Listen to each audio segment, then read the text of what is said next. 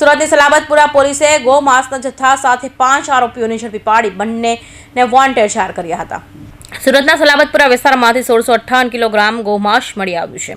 સલાબતપુરા પોલીસે ઉમરવાડા પોલીસેથી ગૌમાંસ ભરેલા મહારાષ્ટ્રનો ટેમ્પાનો કબજે કર્યો હતો અને 1658 કિલો આશરે 1,25,000થી વધુનું ગૌમાંસ ઝડપી પાડ્યું હતું।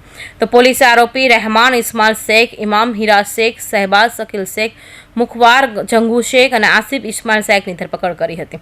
ત્યારે 2 આરોપીઓ ભાગી છૂટતા વોન્ટેડ જાહેર કર્યા હતા। સલાબતપુરા પોલીસને ઇન્ફોર્મેશન મળી હતી કે ઉમરવાડા પાસે ગૌમાંસનો જથ્થો લઈ અને એક ટેમ્પો આવનાર છે જે મહારાષ્ટ્ર પાસિંગનો છે। પોલીસે આ બાતમીના આધારે ત્યાં વોચ રાખી હતી અને જેવો આ ટેમ્પો આવ્યો એટલે એને તપાસ કરી હતી કે જેમાંથી એક શંકાસ્પદ માંસનો જથ્થો મળી આવતા વેટરનરી જે ડોક્ટર હોય છે એમને બોલાવ્યા હતા, જે પશુ ચિકિત્સક છે, અને એમણે ચેક કર્યું હતું।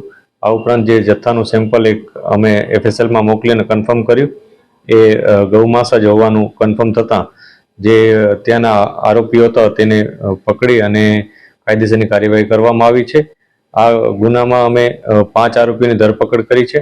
5 આરોપીઓમાંથી રહેમાન ઉર્ફે વાગલે ઇસ્માઇલ શેખ, ઇમામ ઉર્ફે માંજરો શેખ, શહેબાજ શકીલ શેખ, મુખ્તાર જંગુ શેખ અને આસિફ ઇસ્માઇલ શેખ, આ 5 આરોપીઓ છે, જેમાંથી રહેમાન અને ઇમામ આ બંને જણા આ ગૌમાંસનો જથ્થો લઈને આવ્યા હતા। ત્યારે બાકીના જે 3 છે એ લોકો પોતે ત્યાં ગૌમાંસ જે એ લોકો આવ્યા હતા એ લેવા માટે આવ્યા હતા, એટલે ખરીદ કરવા માટે આવ્યા હતા।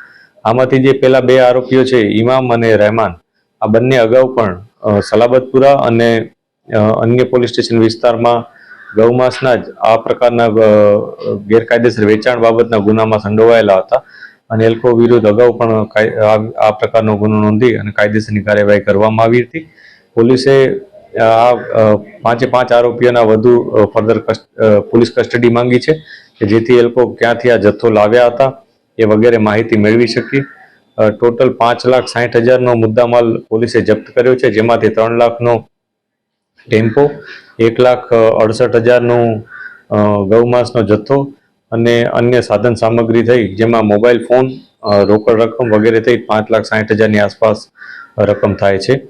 અને આમાંથી આ લોકો એવું જણાવ્યું હતું, અત્યારે પ્રાથમિક એવું અમને માહિતી એવી મળી છે આ લોકો પાસેથી ઇન્ટ્રોગેશનમાં કે આ લોકો જહાંગીર નામના કોઈ વ્યક્તિ પાસેથી તમામ જથ્થો લાવેલો હતા, પરંતુ આ તમામ બાબતો અમે કન્ફર્મ કરી રહ્યા છીએ કે ખરેખર એ લોકો આવા કોઈ વ્યક્તિ પાસેથી લાવ્યા હતા કે પોતે કોઈ જગ્યાએ આવી રીતના ગૌ હત્યા કરીને લાવ્યા છે અથવા પોતે કોઈ અન્ય જગ્યાએથી બારોબાર અન્ય વિસ્તારમાંથી માંસ લાવ્યા છે કે નહીં, એ બધું અમે ફર્ધર ઇન્ટ્રોગેશનમાં કન્ફર્મ કરી શકશું।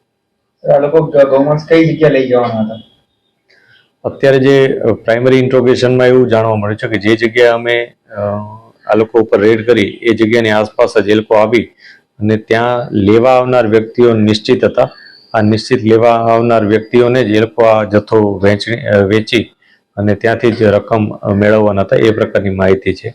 તેમ છતાં અમે એના જે અન્ય ડિટેલ્સ છે એ પણ ચેક કરી રહ્યા છીએ કે જેથી કન્ફર્મ થાય કે ખરેખર આ લોકો 3 જણા હતા એ કે અન્ય જણાને પણ વેચવાના હતા।